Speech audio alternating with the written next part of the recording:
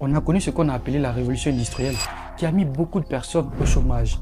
La plupart des métiers dans le temps ont été remplacés par les machines. Aujourd'hui, des métiers comme conducteur, caissier ou caissière, développeur web, rédacteur web, designer, infographiste sont en train de disparaître à cause de la révolution de l'IA. Pour pouvoir continuer à avoir son pain quotidien aujourd'hui, il faut devenir une personne incontournable. Voilà pourquoi est-ce que dans cette vidéo, je te partage 3 compétences de base, 3 compétences clés que l'IA ne pourra jamais remplacer. En plus de cela, je te ferai un bonus de 4 compétences humaines que l'IA ne pourra jamais développer, ne pourra jamais remplacer. Et la maîtrise de ces quelques compétences-là fera de toi une personne incontournable aujourd'hui.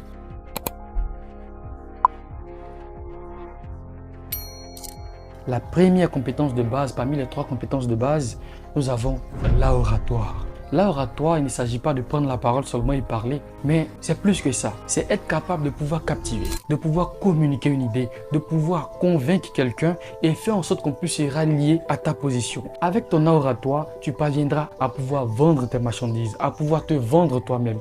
L'oratoire est une compétence de base qui intervient dans tous les domaines d'activité. Peu importe la personne que tu voudras devenir demain, il faudrait que cette compétence-là fasse partie intégrante de ta personne, de tes compétences. Deuxième compétence de base, la vente. Sans oratoire, tu ne pourras pas vendre. Mais savoir vendre est différent de savoir parler. Il y a des méthodes pour vendre, il y a des techniques pour vendre, il y a tout un panoplie de techniques, tout un panoplie de sites, de manières de prospecter pour pouvoir réaliser des ventes. Et ça, on obtient ça à travers des formations, on obtient ça à travers l'apprentissage et la pratique. Donc, il faut développer cette compétence-là qui est la vente, le fait de savoir vendre. Tu peux être une personne qui est très talentueuse, qui arrive à créer des choses, qui arrive peut-être à mettre en place des produits, qui est fort en agriculture, qui sait composer peut-être des tests, des bits ou fournir un service, mais qui ne sait pas vendre, qui ne sait pas se vendre. Il faudrait qu'on développe ensemble cette compétence-là, qui est une compétence de base aujourd'hui. Il faudrait savoir vendre. La vente est très importante, très importante. Et peu importe ton entreprise, peu importe l'étape pour laquelle tu travailles, la vente intervient toujours.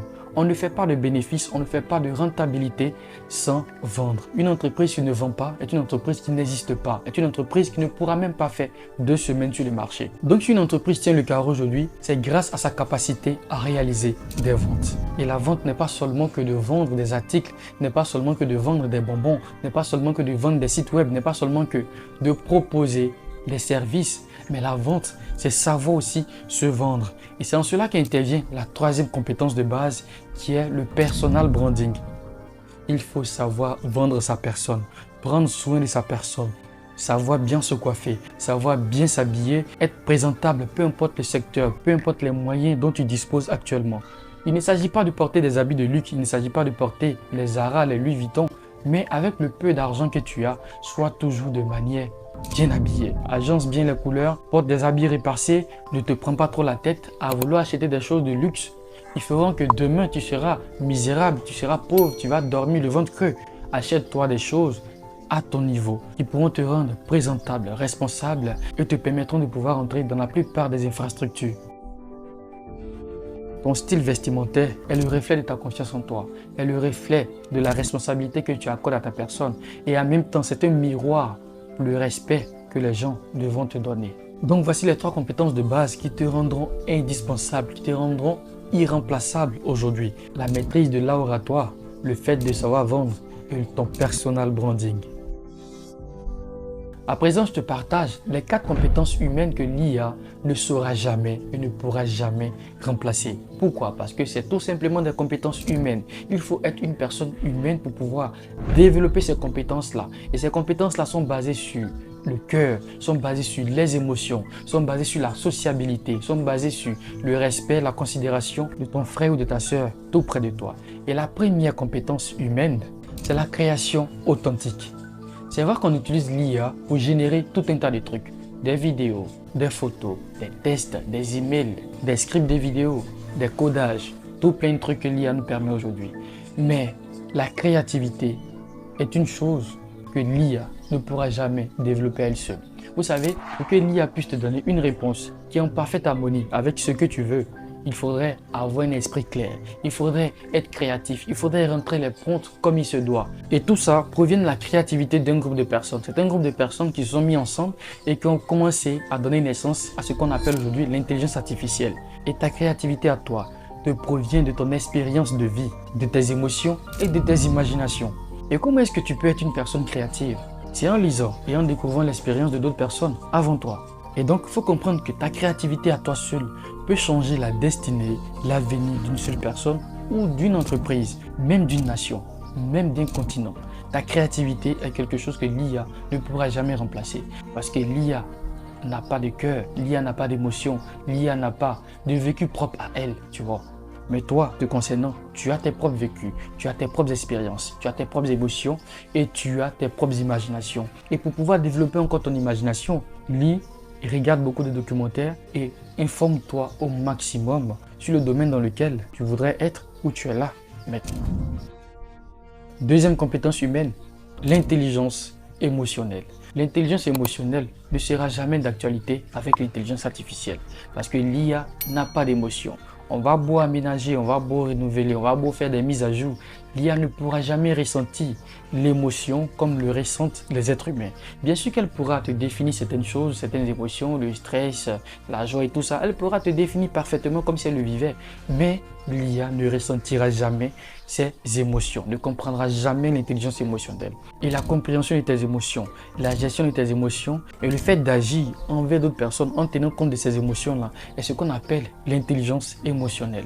Le fait de ne pas se laisser submerger par ses émotions, le fait de ne pas se laisser abattre par ses émotions, le fait de ne pas se laisser détruire par ses émotions est ce qu'on appelle l'intelligence émotionnelle. Et il faut apprendre à gérer cela parce que si tu es une personne qui est fan de technologie, à chaque fois que des nouvelles technologies sortent, tu vois le marketing, on le présente tellement bien, tellement de ouf que automatiquement tu as envie de l'avoir. On déclenche des émotions en toi et tu n'arrives pas à te contrôler. Donc si tu as un peu d'argent là, tu pars, tu effectues les dépenses et quelques temps après, tu te retrouves dans des situations un peu compliquées.